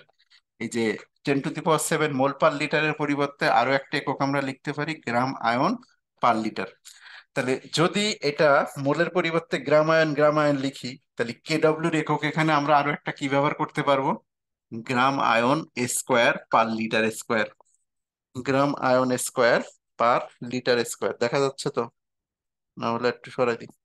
তাহলে কি কি বললাম কথা দেখো, যে 25°C তাপমাত্রায় পানির কেডব্লিউর ভ্যালু কত, মেডিকেলে আসছিল কিন্তু, 1 × 10^14 বা শুধু 10^14 মোল স্কোয়ার পার লিটার স্কোয়ার, বা গ্রাম আয়ন পার লিটার। প্রথমত একক নেই, তবে একক চাইলে ব্যবহার করা যাবে, mole square per litre square, gram ion per litre square. আর বিশুদ্ধ পানিতে, এটা 25°C তাপমাত্রায় বিশুদ্ধ পানিতে, কিন্তু এটা বিশুদ্ধ পানিতে 25°C তাপমাত্রায় কেডব্লিউর ভ্যালু গুলো এটা। এবার আসি, এই কেডব্লিউ এইচ প্লাস ওএইচ মাইনাস তাপমাত্রা বাড়ালে এগুলো বাড়ে। দেখো, যে তাপমাত্রা বাড়ালে এই কেডব্লিউ বলো, এইচ প্লাস বলো, ওএইচ মাইনাস, এদের মান বাড়ে। মানে যে মানগুলো আমরা লিখছি না, এদের মান বাড়ে, এদের মান বাড়তে থাকে। তার এই যে মানগুলো আছে না, এই যে মান, তাপমাত্রা বাড়াই দিলে এই মান বাড়বে। তাহলে যদি মান বাড়ে, তাহলে পিএইচ গুলো কেমন হবে, একটু মুছে দিলাম উপরে থেকে। খেয়াল করো, এই পিকে ডব্লিউ বা পিএইচ আগে লিখি, পিএইচ সমান হলো -log H+, আমরা ভালো করেই জানি। এখানে যদি এটা বসাও, -log 10⁻⁷, তাহলে বিশুদ্ধ পানিতে এর মান আসবে কত, -log 10⁻⁷, তাহলে আসবে কত, 7। তাহলে বিশুদ্ধ পানির পিএইচ হলো 7। একইভাবে যদি পিওএইচ বের করি আমরা, তাহলে সেটাও 7 আসবে। আর যদি পিকে ডব্লিউ করি, পিকে ডব্লিউ মানে কি, -log K W, -log K W। এই কে ডব্লিউ এর জায়গায় যদি 10⁻⁻14 বসাও, -log 10⁻⁻14 বসাও, তাহলে এটা আসে কত, 14 আসে। তো এতগুলো ডিটেলস আকারে তুমি লিখলে, লিখতে চাও পারো, আর যদি না লিখতে চাও শুধু মানগুলো লেখো। ঠিক আছে, মানগুলো কি, যে বিশুদ্ধ পানির, আমি এখানে লিখি, উম কোথায় লিখবো, নিচে লিখে দেবো, নিচে লিখি যে বিশুদ্ধ পানির পিএইচটা কত, বিশুদ্ধ পানির পিএইচ হলো 7। এটা এই লাইনটা একটু মুছি, হ্যাঁ। তাহলে বিশুদ্ধ পানির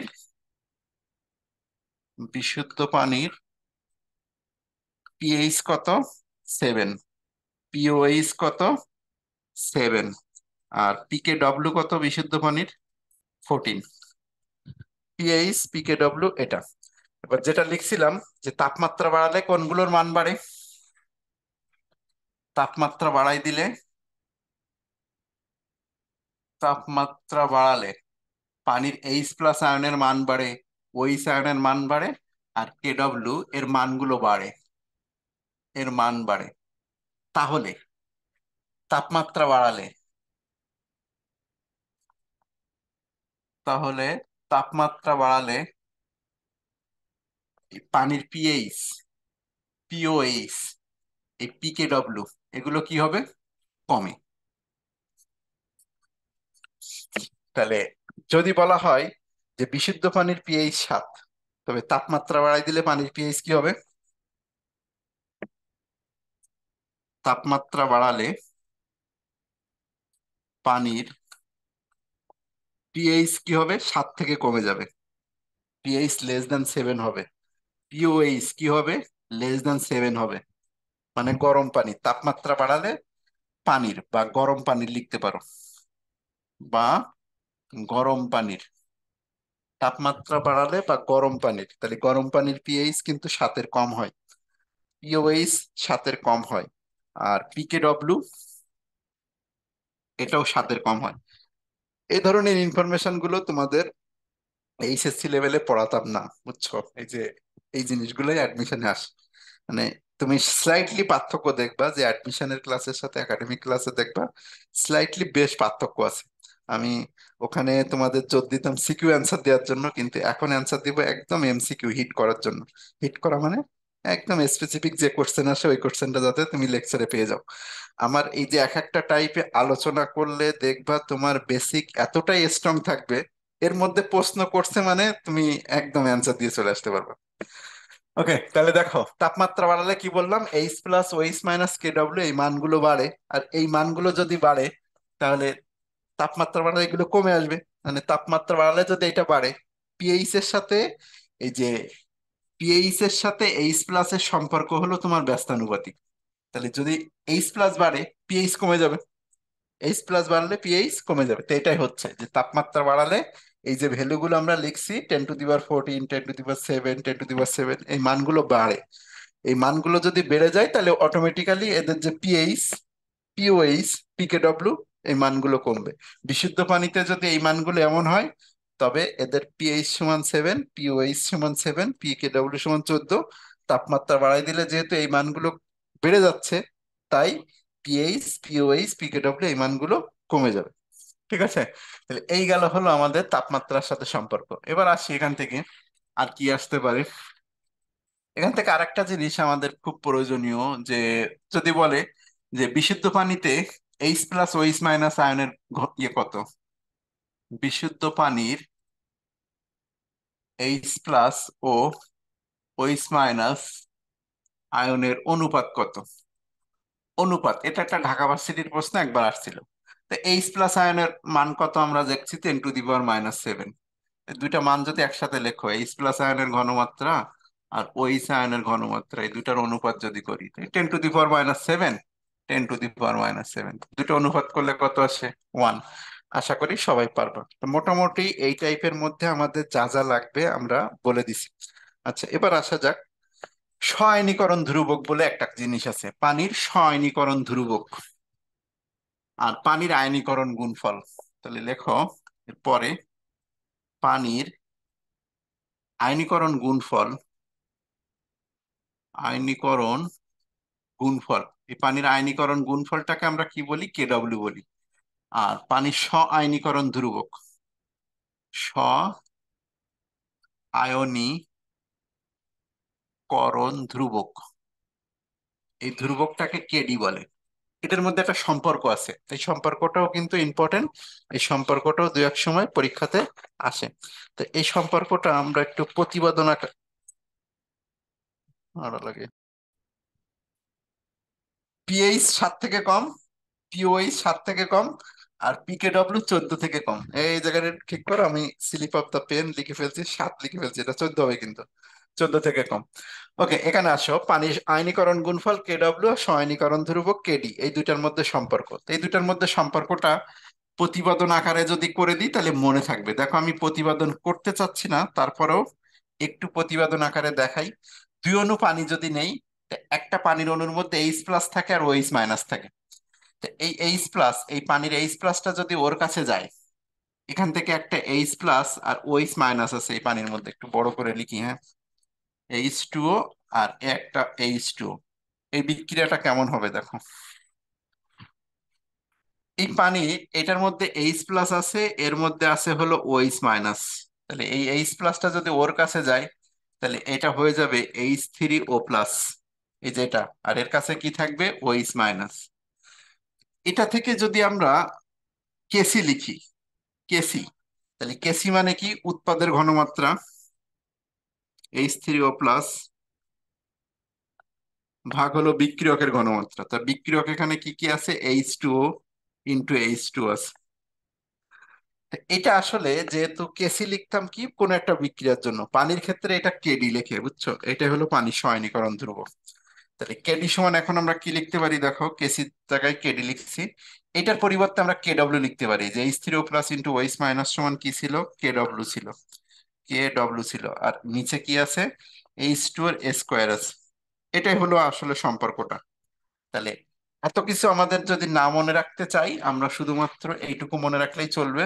অতএব কেডব্লিউ সমান কি লিখতে পারি, কেডব্লিউ সমান কেডি,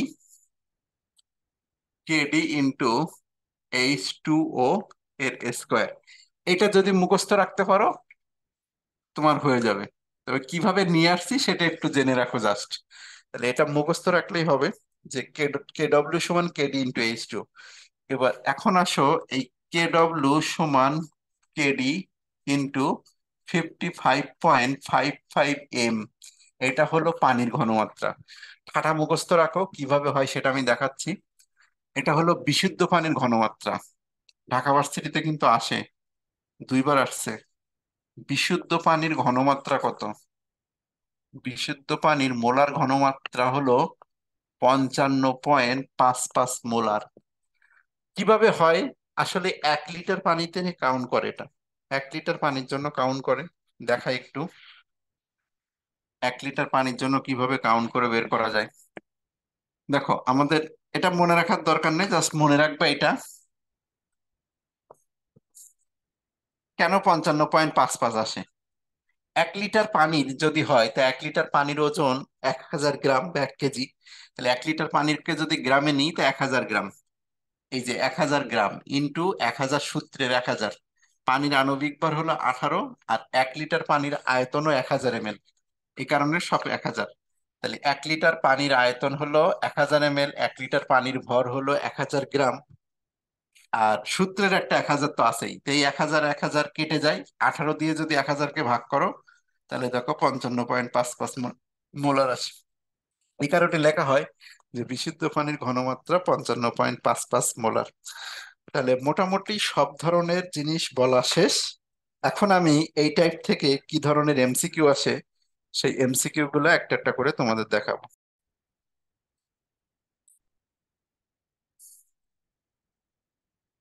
আবার নড়ে যাবে, wait।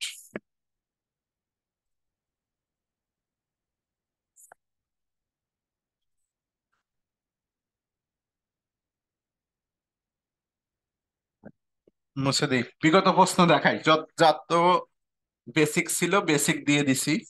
এখন দেখো এখান থেকে মেডিকেলের প্রশ্ন কেমন আসে। মেডিকেল অ্যাডমিশন টেস্ট, ম্যাট 21-22, 22 সালে আসছিল। আচ্ছা, সাল যখন লিখবা তখন কোন বছরের পরীক্ষা, পেছনেরটা। 21-22 মানে 22 সালের পরীক্ষা, বুঝছো। এখানে আসছিল দেখো, 1 নম্বর প্রশ্ন, 25°C তাপমাত্রায়, এই 22 সালের প্রশ্ন, 25°C তাপমাত্রায় পানির আয়নিক গুণফল কত।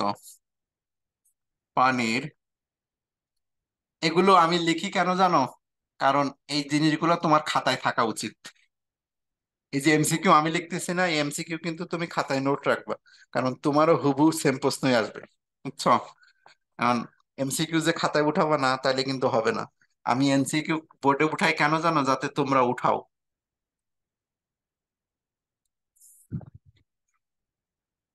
1 × 10⁻⁷, 1 × 10⁻1.0, × 10⁻⁻14, সবাই পার পাই জিনিস, বলার প্রয়োজন নাই। 1 × 10⁻⁷, আর 2 নম্বরে আছে 1 × 10⁻14, 10⁻14। তাহলে সবাই বুঝতেছে এটার আনসার বি হবে। এর পরের প্রশ্ন দেখো, সেম প্রশ্ন, এই সেম প্রশ্ন মেডিকেল 14-15-তে আছে। এটা মেডিকেল ম্যাট কততে আসছে? 21-22। এই সেম প্রশ্নটা আবার আসছে ম্যাট 14-15। পরের প্রশ্ন, ডেন্টাল 16-17-তে ছিল। ড্যাট 16-17, ড্যাট 16-17 ছিল বিশুদ্ধ পানিতে এইচ প্লাস আয়ন, বিশুদ্ধ পানিতে এইচ প্লাস এর মান কত? এর মান কত? তাহলে এ নাম্বারে আছে 10⁶ মোল পার লিটার, বি নাম্বারে আছে 10⁴ মোল পার লিটার, সি নাম্বারে আছে 10⁻⁻7 মোল পার লিটার, আর ডি নাম্বারে আছে 10⁷ মোল পার লিটার। বুঝতেই পারতেছো এটা আনসার। তো এই হলো মেডিকেলের প্রশ্ন, এখান থেকে যা আসছে। এর বাইরে মেডিকেলের প্রশ্ন এই টাইপ থেকে আসে নাই। এবার আসি ভার্সিটির প্রশ্ন। ঢাকা ভার্সিটির গত বছরের প্রশ্নটাই আছে, দেখো দেখি, এটা আমি উঠাবো। আমি না উঠাইলে আবার তোমরা উঠাবো না, এই জন্য আমি উঠাবো। আগে একটু দেখাই। ডিউ 16, গত বছরের প্রশ্ন এটা। ডিউ 24, 23-24 মানে 24। 6 নম্বর প্রশ্ন দেখো, 6 নম্বর প্রশ্ন পড়ো। 25°C তাপমাত্রায়, 25°C তাপমাত্রায় বলছে পানির পিএইচ পিওএইচ উভয় 7 হলে অধিক তাপমাত্রা, মানে তাপমাত্রা বাড়াইছে, নিচের কোন সম্পর্কটি সঠিক? তা আগেই বলছিলাম যে তাপমাত্রা বাড়ালে পানির পিএইচ 7-এর কম হয়, পিওএইচ ও 7-এর কম হয়। পাইছো? আমি বললাম না, আমার লেকচার এমন ভাবে তৈরি করব যেখানে তুমি এর মধ্যে থেকে প্রশ্ন দিলেই পারবা। তো এই প্রশ্ন কিন্তু রিপিট প্রশ্ন, বুঝছো? কেন রিপিট একটু পরেই দেখাবো, যে কোথায় কোথায় এর আগে আসছে। এই প্রশ্নটা আমি একটু উঠাই, না উঠাইলে আবার তোমরা খাতায় উঠাবো না। এই প্রশ্ন কিন্তু খাতায় উঠাতে হবে, মানে নোট খাতার মধ্যে যেন থাকে, যাতে টাইপ পড়ার পর পরই এই প্রশ্নগুলো তুমি পড়বা। 10টা বা 8টা 10টা করে প্রশ্ন লিখবে এক একটা টাইপ শেষ করে। ওই প্রশ্নগুলো তুমিও খাতায় উঠাবা, ঠিক আছে? না হলে কিন্তু সমস্যা। পরীক্ষার সময় এই প্রশ্নগুলো থেকেই তোমার প্রশ্ন রিপিট আসবে। আমার স্টুডেন্টরা কেন কেমিস্ট্রিতে বেশি পায় জানো? এই কারণেই। লেখো ডিইউ কত সাল এটা? 23-24। 23-24 মানে কি? 24 সালের প্রশ্ন। কি আসছে? 25°C তাপমাত্রায়, যদিও আমার লিখতে একটু দেরি হয়, কিন্তু তুমি ওইটা দেখে লিখলে আমার জন্য সুবিধা হতো। কিন্তু আমি যদি না লিখি আবার তোমরা লিখবা না। 25°C তাপমাত্রায় পানির পিএইচ ও পিওএইচ উভয় কত? উভয় 7 হলে অধিক তাপমাত্রায়,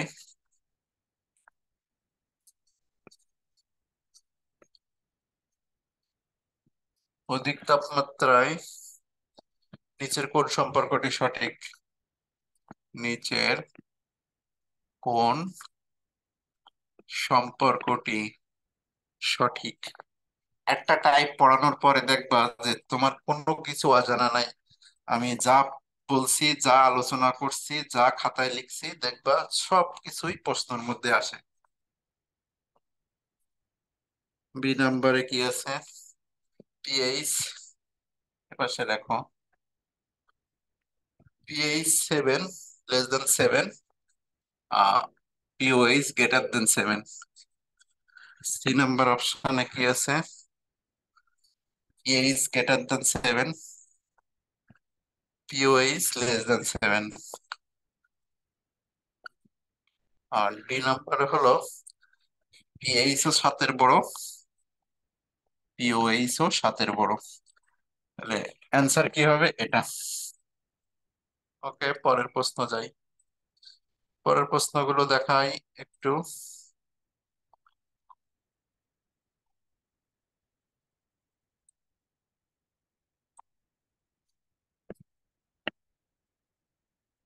পরের প্রশ্ন আমার লেখা, লিখতে গেলে দেরি হয়, কিন্তু যদি আমি দেখো, যদি তোমাদের প্রশ্ন দেখাই দিই, তোমরা যদি খাতায় না লেখো তাহলে সমস্যা। দেখো এখান থেকে কোথায় কোথায় প্রশ্ন আসছে, এই পেজে নাই।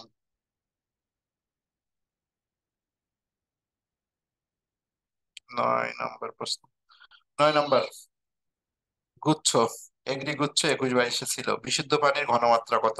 55.55। এখন এই জিনিস যদি তুমি খাতায় না লেখো, আমি লিখবো না, তুমিও লিখবা না, তাহলে অবস্থা খারাপ। মানে তোমার খাতায় নোট নাই মানে কি, তুমি পরবর্তীতে প্রশ্ন অ্যান্সার দিতে পারবে না। কিন্তু আমি যদি খাতায় নোট করে দিই, তাহলে এটা তুমিও উঠাবা, উঠালে কি হবে, তোমার খাতায় থাকবে, খাতা থেকে তুমি লিখে নিতে পারবে। এজন্য আমি কয়েকটা লিখি, না লিখলে দেখা যাবে কি যে তোমরা এই জিনিস খাতায় না উঠাইলে বিপদ হয়ে যাবে না। তাহলে পরের প্রশ্ন কোথায় আছে এটা? এগ্রি গুচ্ছ, এগ্রি, যে ইউসিসি ও, এগ্রি গুচ্ছে 22 সালে আসছে। বলছে কি যে বিশুদ্ধ পানির ঘনমাত্রা কত।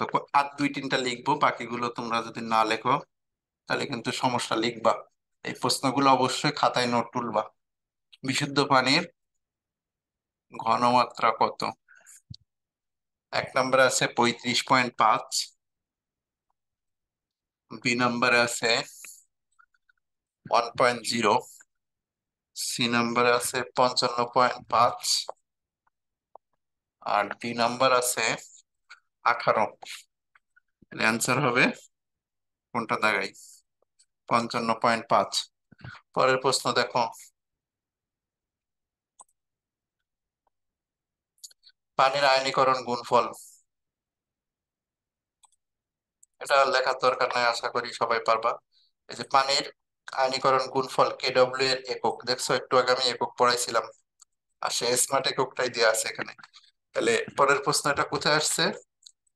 জেইউ 22 সালে। লেখো জেইউ 21-22। কি প্রশ্ন দিছে? পানির আয়নিক গুণফল, 15 নম্বর প্রশ্ন, কেডব্লিউ এর একক।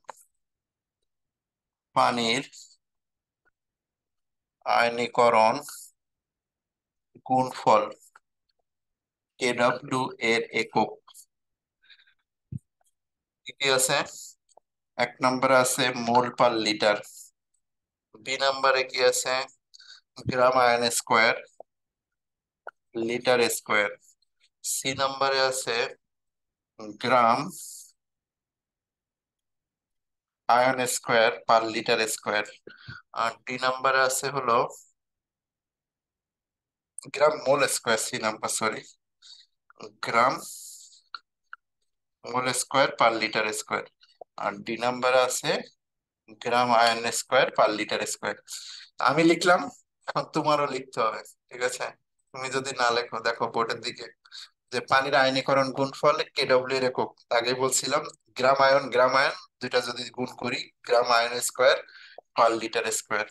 জাহাঙ্গীরনগর 21-এ ছিল। পরের প্রশ্নতে যাই একটু। 16 নম্বর প্রশ্ন পড়ো, দেখো। 16 নম্বর বলছে বিশুদ্ধ পানিতে এইচ প্লাস ওএইচ আয়নের ঘনমাত্রা কত? দুইটাই 10⁻⁻7। আমার কি লেখার দরকার আছে? চিটাগং ভার্সিটি 22 সালে ছিল, 10⁻⁷ মোল পার লিটার। এটা আশা করি লেখার প্রয়োজন নেই, তবে তুমি অবশ্যই লিখো কিন্তু। পরের প্রশ্ন, এই প্রশ্ন কিন্তু আমি উঠাচ্ছি না বলে তুমিও যদি না উঠাও, এই কারণেই কিন্তু কি হয়, যে প্রশ্ন লিখি বলে আমার ক্লাসগুলো লেন্দি হয়। যদি আমি প্রশ্ন বাদ দিয়ে শুধু লেকচার নিতাম, তাহলে কিন্তু লেন্দি হয় না ক্লাস। কিন্তু সমস্যা কি করে, আমি না লিখলে কেউ লেখে না, খাতায় তোলে না, মনে করে কি এই জিনিস গুরুত্বপূর্ণ না।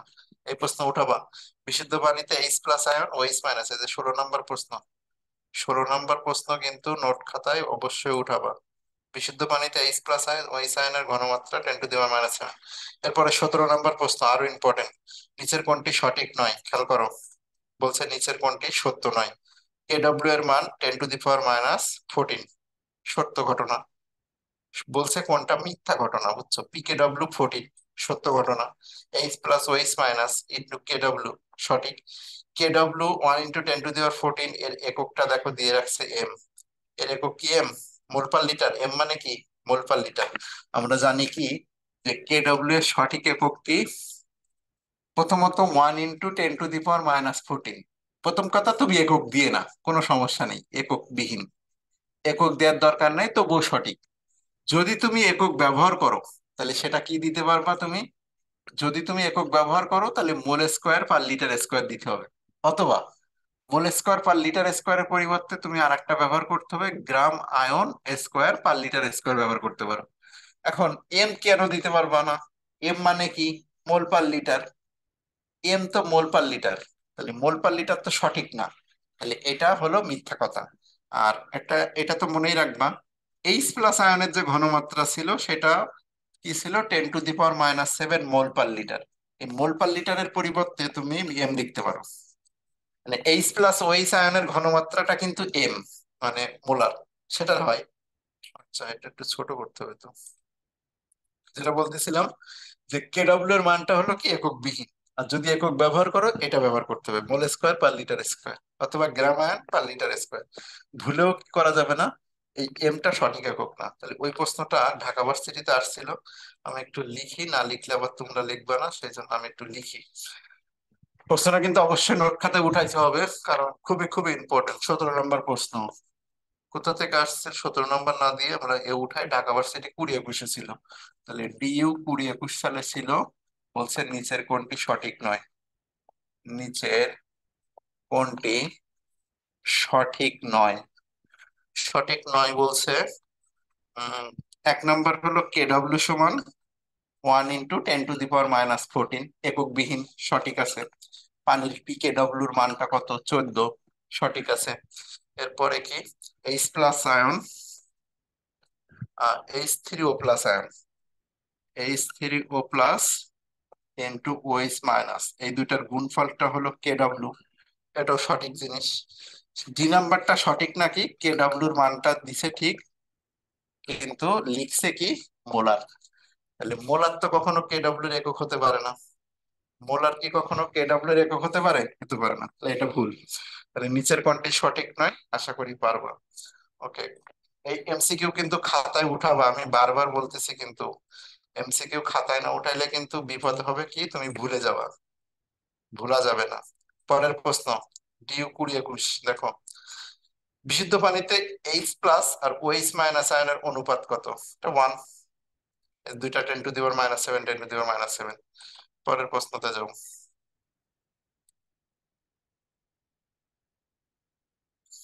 23 নম্বর প্রশ্ন দেখো, এই যে 23 নম্বর প্রশ্ন, এটা এগ্রিগুচ্ছ 19-20-এ ছিল। এগ্রিগুচ্ছ 19-20-এর প্রশ্ন। পানির পিকেডব্লিউর মান কত? 14, সবাই পারবা। আচ্ছা, এগুলো কিন্তু অবশ্যই তুমি এতে উঠাবা। মানে এই প্রশ্ন আমি উঠাইতে গেলে বুঝতেই পারতেছো, সবগুলো যদি এতে লিখি বোর্ডে তাহলে অনেক লেট হয়ে যাবে, মানে একটা একটা লেকচার সামান্য কিছু পড়ে অনেক বড় বড় হয়ে যাবে। আচ্ছা, পরে যাই আমরা, একটু wait করো।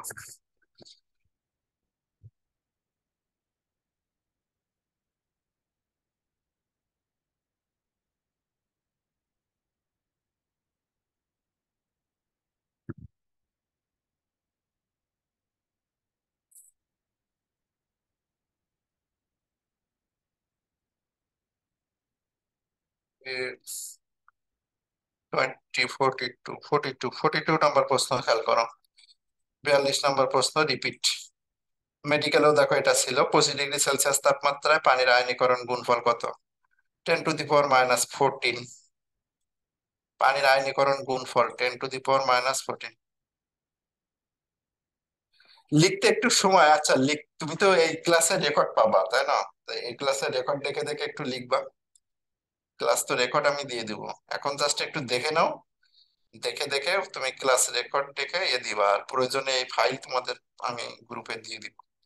এটা কোন বইয়ের আমি বলে দিই, এটা হলো এই যে উদ্ভাস ভার্সিটি ক প্রশ্ন ব্যাংক গত বছরের বই। আর এবছরের বইটা এখনো আমি কালেক্ট করি নাই, এবছরের বইটা কালেক্ট করার পরে তোমরাও যে কালেক্ট করবা কোথা থেকে, তো আমি একটা দেখি, যদি পাই আমি দিয়ে দেবো, আমি কালেক্ট করে ফেলবো, তারপরে তোমাদের বলে দিব।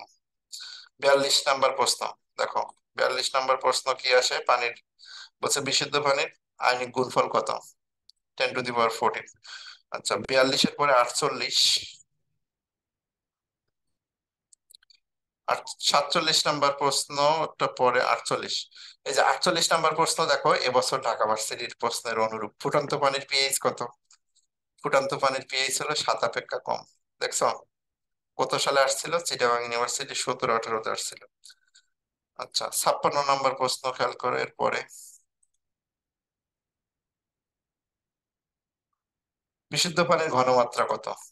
দেখো, আগে একবার আসছিল ঢাকা ভার্সিটি 15-16, 55.5। আর এখন নতুন করে আসতে দেখছো এগ্রি গুচ্ছতে 21-22 সালে। তো এই যে রিপিট প্রশ্ন, বুঝছো? এই যে তোমার বললাম কি যে রিপিট প্রশ্ন পেয়ে যাবা। তো একটা টাইপ আমি পড়াইছি, এই একটা টাইপের মধ্যে কি কি প্রশ্ন আসবে তা পারবা কিনা বলো তো। আমি যে তোমাদের একটা টাইপ পড়াইছি, এই টাইপের মধ্যে দেখছো যে তুমি যদি এই টাইপের এই আলোচনাগুলো জানো, তোমার কি এর বাইরে প্রশ্ন করতে পারবে? সম্ভব না। মানে যাই দিক না কেন, এর মধ্যেই প্রশ্ন করতে হবে। তা এটাই হলো কনসেপচুয়াল প্রশ্ন, বুঝছো? আমি কনসেপ্ট ক্লিয়ার করি, প্রশ্ন দেখাই, ওই রিলেটেড প্রশ্ন দেখাই, মানে ওই টাইপটা থেকে কিভাবে প্রশ্ন আসে সেটা দেখাই। এর বাইরে যেই প্রশ্ন করে আমার স্টুডেন্ট চেপ্টার টিক দিয়ে দেয়। এই কারণেই বললাম কি যে আমি একটা চ্যাপ্টারের মোটামুটি, দেখো, এই যে অ্যাসিড ক্ষার 11টা টাইপ লিখছি, কেপিকেসি তে 7-8টা টাইপ লিখবো, মিনিমাম 20টা টাইপ পড়াবো, কনসেপচুয়াল 20টা টাইপ পড়াবো। তো এই টাইপের এই চ্যাপ্টারের উপরে যদি 20টা টাইপ তোমার পড়াই, তোমার কিছু অজানা থাকবে? কনসেপচুয়াল জিনিস অজানা থাকবে না। সুতরাং যাই প্রশ্ন করুক তোমার বাদ দে, আর তুমি অ্যান্সার দিয়ে চলে আসতে পারবে। এই জন্য আমার স্টুডেন্টরা ভালো পরীক্ষা দেয়, এই একটাই কারণে। কারণ কি, ও সব কমন পড়ে। ও যে দেখে যে আরে এই টাইপ তো আমি জানি, এই প্রশ্ন তো আমার হয়, তা যে দাগ দিয়ে দেয়। এটাই হলো কথা, যে তুমি সব কমন পাবা। একদম কনফার্ম ধরে রাখো, মেডিকেল বলো ভার্সিটি বলো, দুই জায়গাতেই যে দেখবা আমার প্রশ্ন কমন আছে।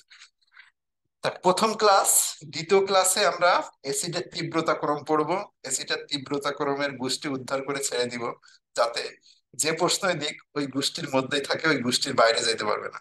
সুতরাং ওই মেডিকেল বলো ভার্সিটিতে বলো, যে প্রশ্নই করুক আমার ওই গোষ্ঠীর মধ্যে থেকেই থাকতে হবে, আমার খাতার মধ্যে থাকতে হবে, মেন কথা। তো একটা জিনিস আমি গ্যারান্টি দিয়ে বলছি, আমার লেকচার খাতা থেকে 95% প্রশ্ন করাই লাগবে, মেডিকেল বলো আর ভার্সিটি বলো। আমার লেকচার খাতা 90% প্রশ্ন কমন থাকবেই। আর কিছু কি থাকবে, কিছু জায়গায় 90 থেকে 95% দেখবা কমন থাকবে। আর কিছু যে মুখস্থ জিনিস সেটা আমি আবার নোট করে দিই, ওটাও দেখা যায় আমার খাতার মধ্যে থাকে।